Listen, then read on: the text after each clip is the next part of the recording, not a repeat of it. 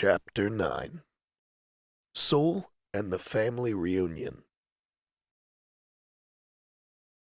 One might have thought that dumping a bucket of water over someone's head was a surefire way to make an enemy. But instead, it sparked a friendly rivalry between Soul and Loudred. They would try to outmatch each other in trivial competitions or try to outdo each other in pranks. But by the end of the day, they would be laughing about it with no hard feelings. After 2 weeks at the guild, Soul and Evie got to know most of the other apprentices fairly well in between training, if throwing them out to do jobs with no real instruction could be considered training. Evie and Bidoof hit it off right from the start, with Corefish joining in soon after. Soul found she rather liked the quiet and thoughtful Kaimeko, and the overly dramatic Sunflora was alright in small doses. Chatot was still a jerk, but Soul could deal with that. There were the people in Treasure Town, though Soul hadn't found the time to get to know many of them personally. After getting Ozeril back to safety, the brothers regarded Team Wanderers with a sort of idol worship, which Soul was far from comfortable with. The Kecleons were also overjoyed with Ozeril's rescue, being quite fond of the two. They even offered Soul with the cherry wood staff she had admired earlier as a reward, which was gratefully accepted. Soul had then bought a pack, plain dark brown and slightly worn, but serviceable, and strapped her staff to it so it rested against her back in easy reach. "I've just got to drop some stuff at Kangaskhan's storage before we head out on that job," Evie told Soul as they walked through town. "Kangaskhan? That's the big brown Pokemon who calls everyone dear and hugs me whenever she sees me?" "Yes. I'm just going to wait over here while you go do that." Evie went off on his way, and Soul looked around. She still wasn't all familiar with Treasure Town and only knew a few people. Kangaskhan, "Just call me Granny," she had told Soul upon their first meeting, tended to off on random topics frequently, so Evie would probably be a while. Soul decided to take a look around in the meantime. Treasure Town was filled with bright colors. Every house unique and vibrantly decorated. The people were open and friendly, even to complete strangers, each giving Soul a greeting as she walked past. The danger of outlaws and the problems with time, something Soul still didn't understand, didn't seem to have touched this place yet in the slightest. "Excuse me?" Soul turned around to see a pinkish dog-like Pokemon. "I'm Espeon. I just arrived here and don't really know my way around yet. Could you tell me where the Duskull Bank is?" "You sure know how to pick your helpers." Soul laughed. "I'm new here too, but I know where the bank is. I could show you if you'd like." "Oh, that would be wonderful. I've just been wandering around all day completely lost. I'm from Pokemon Square, really far east. Not a very creative name, if you ask me. But what can you expect from Pokemon who name just about everyone after their species? Anyway, Persian, from the bank back in my town, said he could transfer some of my funds to the bank here, so..." Espeon went on with a constant stream of chatter as Soul led her through the town. Soul usually would have found something like that annoying, but with her it was somehow endearing. They soon arrived at the bank, a place Soul herself never used, mostly because Duskull really creeped her out. She wasn't sure if it was because of his dark and somber appearance, the way he spoke, or how he would get a possessive gleam in his red eye when he counted out deposited money. Or maybe it was because ghost Pokemon in general made her weary. Espeon showed no such discomfort and diverted her chatter to Duskull. "There you are, Soul. I'm all finished and..." Evie said as he approached his partner but stopped short when he caught sight of Espeon. His expression froze in place. "Sparks?" Espeon squealed and ran over to envelop Evie in a hug, though he remained stiff and unresponsive. "When I heard that my little cousin had joined a exploration team as they're called over here, I just had to come and congratulate you myself." No Pelipper with a letter would do for something as big as this. Is it true you took down an outlaw already? And you're Sol? Of course you are. How silly of me. But what a coincidence that is.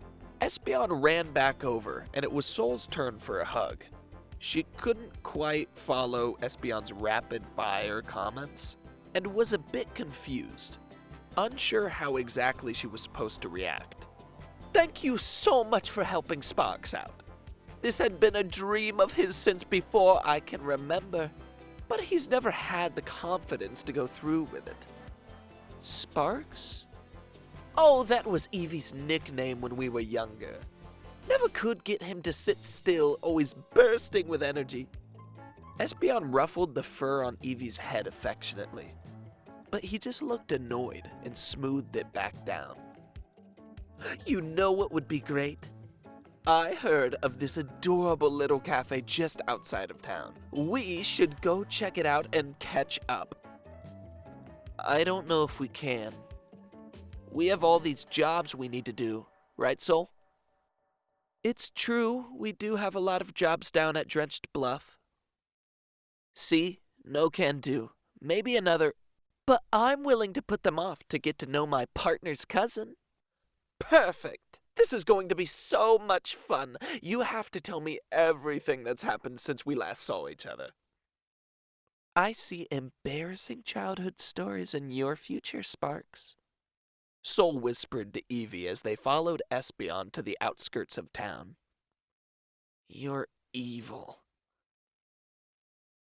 And then we finally found him, soaking wet and treed by an angry Paris. Sol burst into laughter, her mirth only fueled by the angry glare on Evie shot at his cousin. Spinda's cafe was a popular place, only a few tables left vacant. It was brightly lit and cozy, without the claustrophobic feel one would expect from a place built below ground. Spinda himself was a bit odd, going on about hopes and dreams, but he knew his way around a juice bar. And that's another glass gone. Hold on, I'll be right back. She left, and Evie gave Sol an annoyed look. Why are you putting me through this? Because it's hilarious. And it's not nearly as bad as you're making it out to be. I like your cousin. She's a lot of fun. I'd be fine with her being around if she didn't stop dredging up embarrassing memories I'd much rather forget. Hold on to them. You'd miss them if they were gone. Evie's face turned stricken. I'm sorry, Sol. I didn't mean... I'm just messing with you. It's alright. That was only partially true. Sitting there watching Evie and Espeon, Sol felt an aching longing for all that she had lost. Has she ever done anything embarrassing when she was younger? What about her family? Was there anyone out there, any parents, siblings, family, or friends, looking and wondering where she was? Usually Sol was able to distance herself from such thoughts, knowing that they would bring only misery and pain. But she couldn't help but feel a stab of envy looking at Evie, looking at everyone around her who knew exactly who they were. She tried to squash that feeling, but it was persistent and never left completely. Espeon returned, carrying a tall glass of frothy purple liquid. So, Espeon, will you be staying in Treasure Town long? For a little while, at least. Though I'm not quite sure for just how long. First, I'd like to hang out with my cousin a bit. Maybe take in some sights. Oh, and that reminds me, you said you were new here too. Where are you from? She doesn't remember. Sol kicked Evie's chair from under the table and gave him a pointed look. Really, really far from here, to the south. You've probably never even heard of it. That must have been quite the journey. Why did you leave? I can't really explain it. Just wanted to find out who I really am. And what better way than traveling around? Sol inwardly winced at her own cliché backstory. It was sort of a rushed job. At any rate, Espeon was lapping it up. That sounds exciting! All by yourself on the road, just going wherever the wind takes you. I would never be able to do something like that. I'm somewhat high maintenance, too used to the comforts of home. This trip here will probably be the closest I've come to a real adventure. Evie gave Sol a questioning look. She didn't think it would be a good idea to make what she was common knowledge.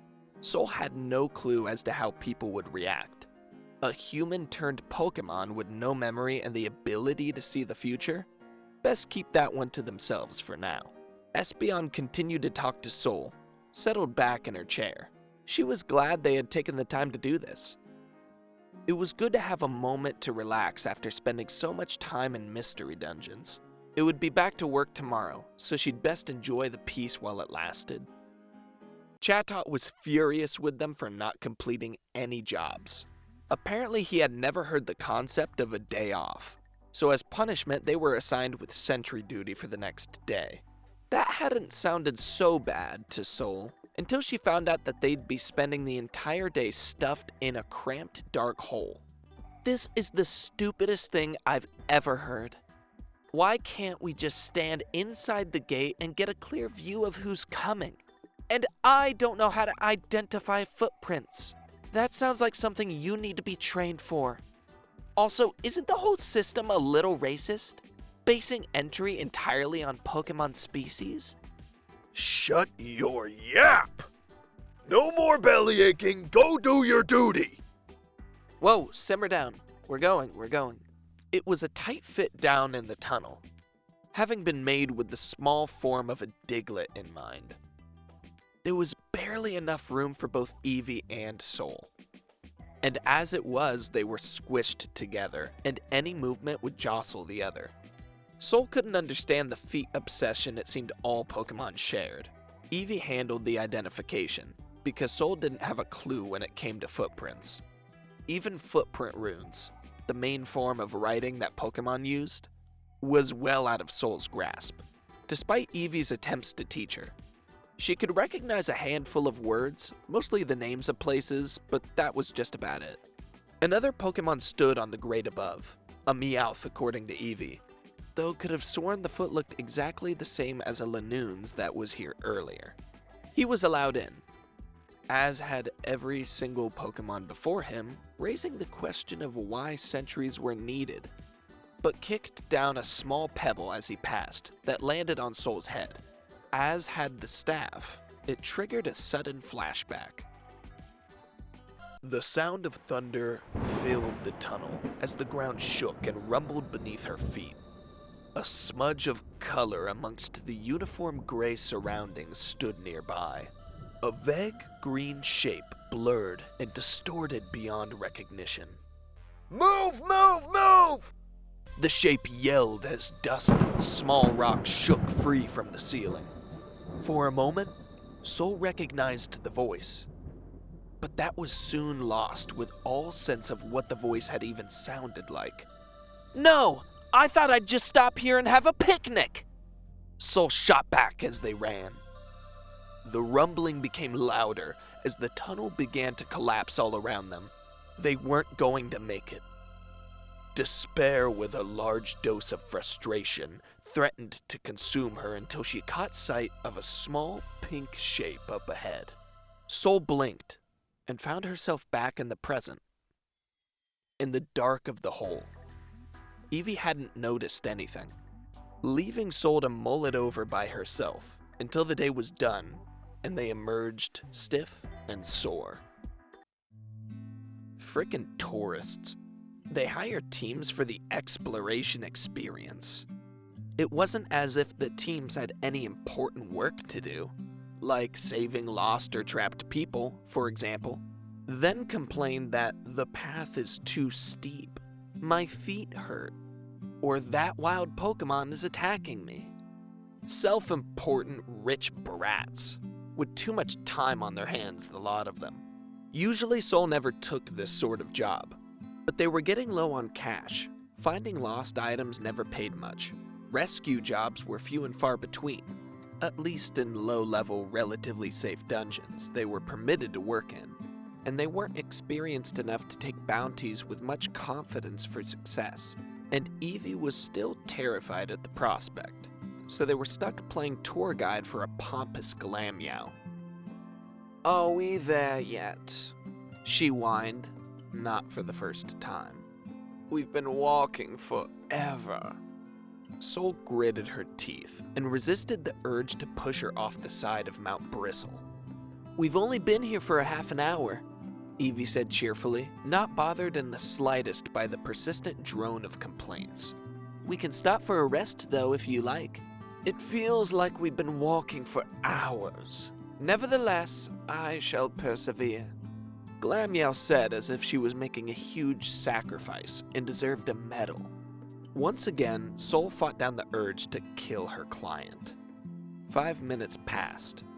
"Are we there yet?" Glammeow would never realize just how lucky she was when the group of Spinarak dropped down onto the path. As it was, she let out an unearthly shriek and swooned, though she recovered quickly enough when she realized no one was going to catch her. Sol ran forward, her staff in her hands in an instant. She brought it down with a crack on the first Spinarak, which crumpled to the ground. There was a flicker in her peripheral, and she brought her weapon around vertically to block a string shot attack. Sticky web wrapped itself around the shaft, and Sol spun around in a sweeping strike to hit the Pokemon's many legs and knock it off its feet. Sol must have been trained in staff fighting before. Even without the flashback, it would have been obvious. She reacted instinctively, without thinking, handling the weapon like a longtime master without ever remembering any past instruction, which made up for her weakness in all things Riolu. Sol was extremely thankful she had at least been turned into a Pokemon with opposable thumbs. When the Spinarak were defeated, either unconscious or fled, Glammeow emerged from her spot cowering against the wall. She looked around cautiously before straightening up and recovering her arrogant air. "How dreadful! Such violent brutes! Not a thought for subtlety or sophistication." She kicked a fallen Spinarak before continuing down the path. "Come now, there isn't any time for stopping, so don't you complain. What am I paying you for? Let's get moving." Sol closed her eyes for a moment and took a deep breath. This was going to be a long day. Frickin' tourists. "Apart from a few hiccups, I do believe that went tolerably well," Glammeow informed them back at the guild. "Though you really must learn to control your temper. I'll have you know, my parents are very well connected and would not like to know how you spoke to me. You should consider yourself fortunate that I am so forgiving." Sol's hand stretched out on reflex. Her claws shot out. She forced herself to calm down, and they retracted before anyone noticed. "Now I suppose you're waiting for your reward. Here." She handed a rolled-up scroll to Evie, yellowed and cracked with age. "We were expecting money for this, not some worthless scrap of paper." "That is far from worthless. It's extremely valuable and can lead you to a priceless treasure." "We are not about to fall for some magic beans claim. We want actual money, not a piece of junk." "Well, that's all you're getting. Ta-ta." Glammeow ran off out of the guild, and Sol couldn't find the energy to chase after her. Putting up with annoying clients had left her feeling drained. Sol sighed. "So what is it anyway?" Evie unrolled the paper and looked it over with a quizzical eye. "I think it's a map." Hey guys, thanks for watching. Chip here. We actually did a little contest for the new Scarlet and Violet games that just came out. We sent out and said that whoever can find and catch a Riolu and an Eevee first, and then take a picture of them in their party, will get a little shout out at the end of the video, and that's what this is. Our friend over at Pokemon Mystery Dungeon, the opposite storyline, actually won it in like 3 hours. He sent us the picture in our Discord channel, And, I mean, he was quick about it. So congratulations to him, and go check out his channel because he supports all of our videos. He comments all the time. He participates in our community. He's a great guy, so go check out his videos if you can. Thanks.